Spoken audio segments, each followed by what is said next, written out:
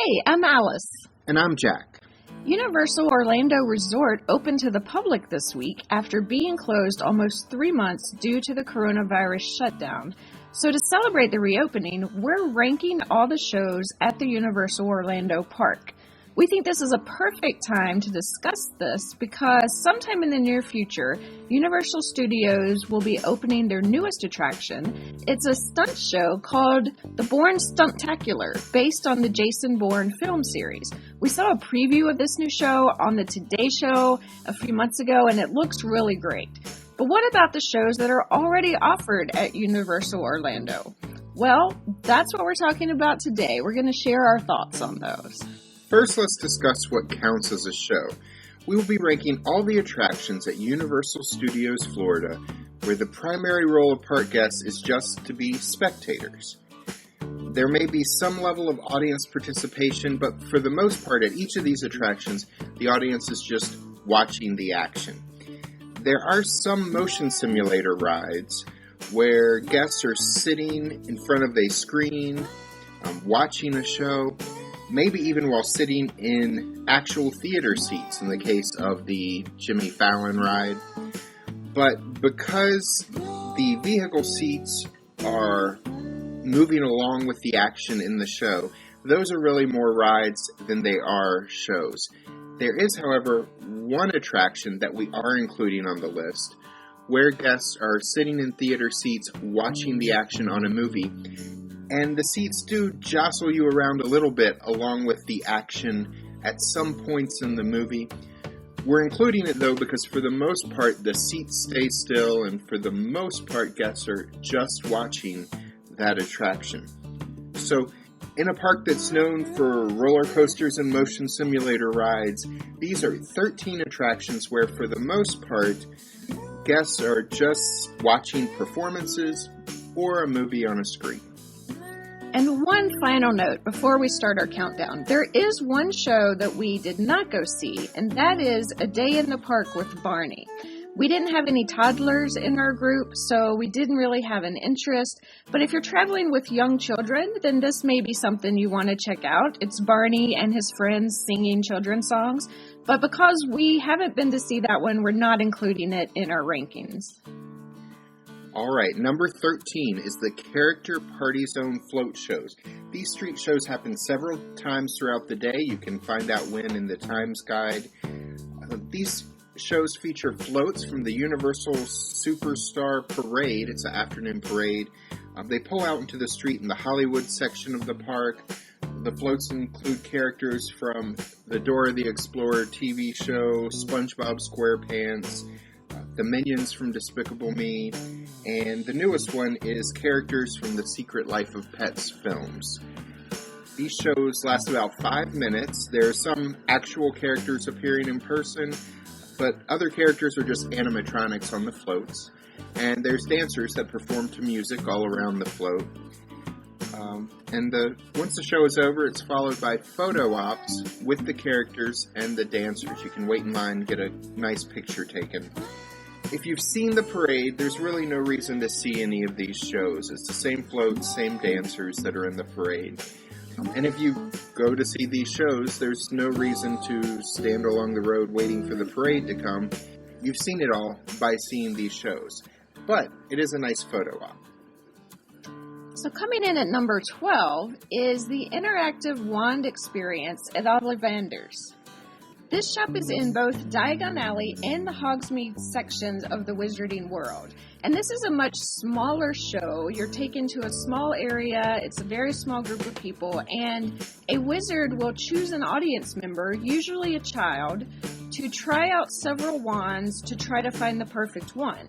So as the audience member is sorting through these wands, waiting on one to choose them, they're taught several different spells that they get to do and things happen. The whole show is less than 5 minutes. It's more interesting if a member of your party is the one chosen to participate, and I would say it's probably most interesting for the kids who are chosen. But it is a fun show, and we've actually heard since the reopening after the coronavirus shutdown, they plan plan to limit the show to just one party or one family at a time. And I think that's actually will probably make the experience even better, because that guarantees someone in your party is going to be chosen to participate in the show. Once the show is over, it empties out into Ollivander's wand shop, where the participant that was chosen, and of course the wand has chosen them, they can then go buy that wand, and all the audience members can shop for their wands. Now, it is important to note, obviously no one is obligated to purchase their wand. These cost about $55, but especially for the child who participated in the show and the wand has chosen them, good luck telling them, no, we're not going to buy that wand. So that's something to think about. But these wands are really neat, actually. If you do purchase one, as you walk around the Wizarding World sections, there are certain places in the park where you can use your wand to do various things. The wands are interactive and they make magical things happen throughout the park. So if you're interested in Harry Potter, then this is a really fun show and a fun experience for your kids. So coming in at number 11 is Shrek 4D. You're not allowed to record during the show, but we do have some footage from the pre-show and the gift shop that we can show you. This is a 12-minute 3D movie short with some physical effects added, so the seats move a little bit. They tilt forward and back and they vibrate, but it's nowhere near the motion that you would get in a motion simulator ride, which is why we categorize this as a show. At one point, I think it also sprays a little water on you, blows some air on you. This show reminds me a lot of the Disney Shorts attraction at Epcot, and the storyline takes place between Shrek and Shrek 2. If you own the Shrek DVD, you can actually see this short as an extra on it. And then following the show, there's a meet and greet with Donkey and Shrek if you'd like to have your photos taken with them.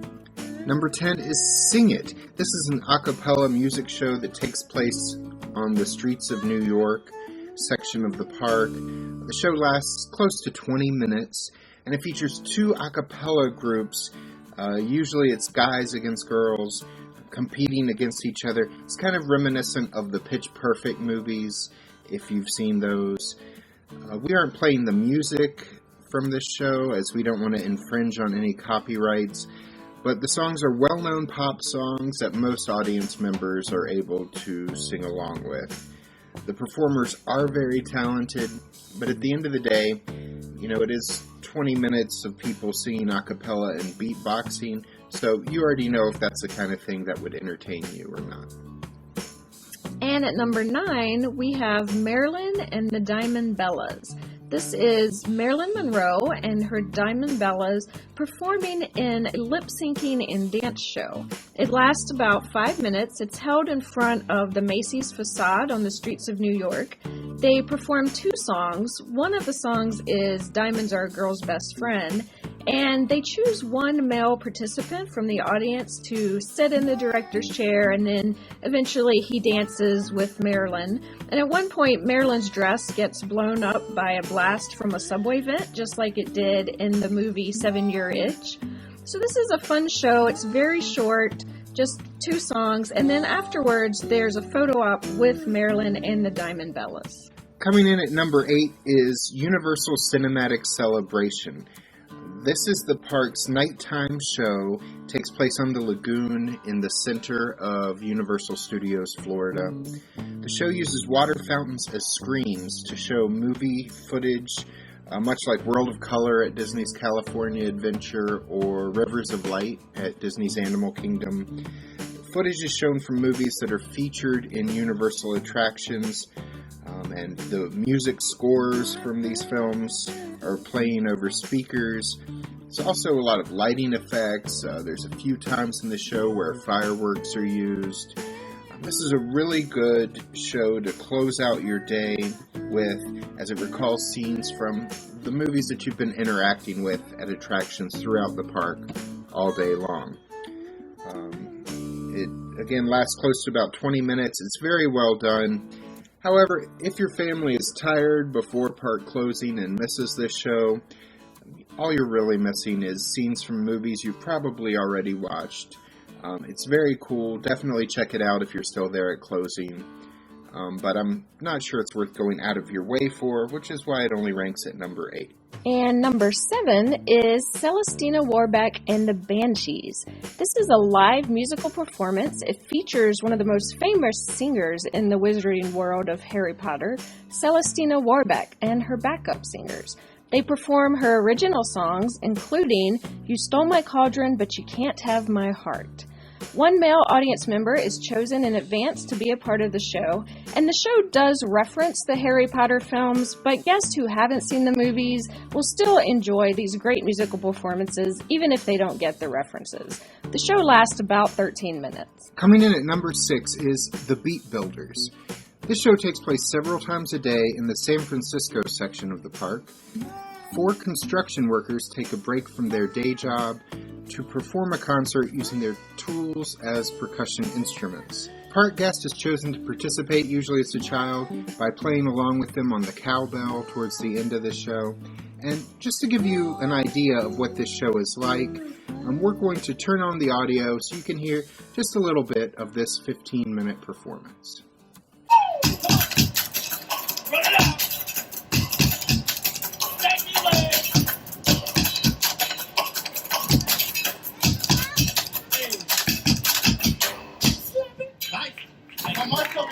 And coming in at number 5 is The Tales of Beedle the Bard. This is a puppet show that takes place on the same stage as the Celestina Warbeck concert in Diagon Alley. There are 2 different stories that they rotate throughout the day. One is The Three Brothers, a story that's featured in Harry Potter and the Deathly Hallows Part 1. The other is The Fountain of Fair Fortune. These are very well done puppet retellings of stories that were often told to children in the wizarding world, and that were written by the wizarding world's most famous storyteller, Beedle the Bard. The show lasts about 12 minutes. Number 4 is Animal Actors on Location. This 25-minute show features dogs, cats, birds, several other animals, and it takes place in a stadium over by the Woody Woodpecker's Kids Zone. The stars of this show are the animals that have been trained to do tricks using positive reinforcement. We love this show. We think it's a very underrated gem of this theme park. If you love animals, we think you'll enjoy it too. Several audience members are chosen to be a part of this show as well. And number 3 on our list is The Blues Brothers Show. This is, in my opinion, the best street performance show at Universal Studios. I love this show. The characters in this show, Jake and Elward Blues, are based on characters from a Saturday Night Live sketch that became a 1980 film called The Blues Brothers. The show features performances of songs like Soul Man and Shake Your Tail Feather. The brothers are joined by a saxophone player and Mabel, a singing waitress, based on Aretha Franklin's character in the Blues Brothers movie. The Blues Brothers also arrive and depart in the Bluesmobile, which is their car featured in the film. The show lasts about 15 minutes, and it's a really good time. It always gets the audience singing along and dancing out in the street. Number 2 is Fear Factor Live. Based on the once popular NBC reality competition show, Fear Factor Live allows park guests to compete against each other for prizes, usually some Universal Studios swag or park tickets. Now, in this competition, the contestants, of course, have to face some of their biggest fears, such as dangling from great heights, or having bugs, spiders, and snakes crawl over your head, or eating a smoothie made out of bugs, or reaching into a bucket of eels to retrieve projectiles to toss at targets. Once all that is over, there's some more dangling at great heights thrown in for the conclusion. Now, if you want to compete, and I don't know why you would, you can show up early in the day at the show to inquire and get on their list. You have to be 18 or older to compete. This show can be a lot of fun, though we do admit we had to look away a few times during the show. Some kids may be disturbed by portions of this show, as might some adults. And coming in at number 1, the top of our list, what we have identified as our favorite show at Universal Studios Florida is the Horror Makeup Show. This is a fun comedy show. It's built around the idea that you're going to learn about the makeup effects and the special effects used in horror movies. While they do show a few tricks of the trade for doing the makeup effects in movies, you don't learn that much really, as the show's premise is just a setup for gags featuring the host and a volunteer from the audience. Still, it's a lot of fun. They also show a film clip montage that shows how some of the makeup effects are used in addition to the live show. The theater also, as you go in, has exhibits about the history of horror films that were made by Universal, and I found this really, really interesting. In next week's video, we actually plan to talk more about this subject, the horror films of Universal.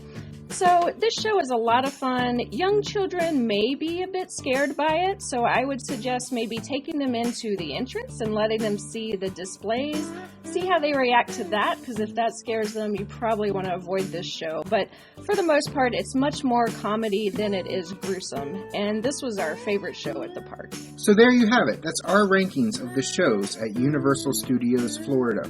Now, you may ask us, if you only have one day at the park, which of these shows should you take time out to watch? And that depends. If you only have one day at the Universal parks, and you're going to try to fit in both parks in one day, and you enjoy roller coasters and motion simulators, then we suggest you walk briskly by all of these shows. They're all very well done, but Universal is known as a thrill ride park for a reason. That is what they are best at. So if you enjoy thrill rides and you only have one day, skip all of these. However, if you have 2 or more days in the Universal Florida theme parks, then we definitely suggest you try to make time to fit some of these in. Obviously, there's some that are themed to music performances. If you love music, you'll enjoy those. If you're a big Harry Potter fan, there's 3 Harry Potter related shows. If your kids want to meet characters and see shows featuring the characters, then obviously we suggest going to see the parade floats and also the cinematic celebration. It's just a matter of what you enjoy, but if you only have one day, skip them all. However, that might not be our suggestion with the newest show, the Bourne Stuntacular. It looks amazing. We're going to put a link down to the Today Show preview of it in the description so you can go check it out. It looks like this may be one you won't want to miss based on the footage that we've seen so far. It was scheduled to open earlier in the spring, but with the coronavirus shutdown, it still hasn't opened yet, but it should be opening sometime in the near future.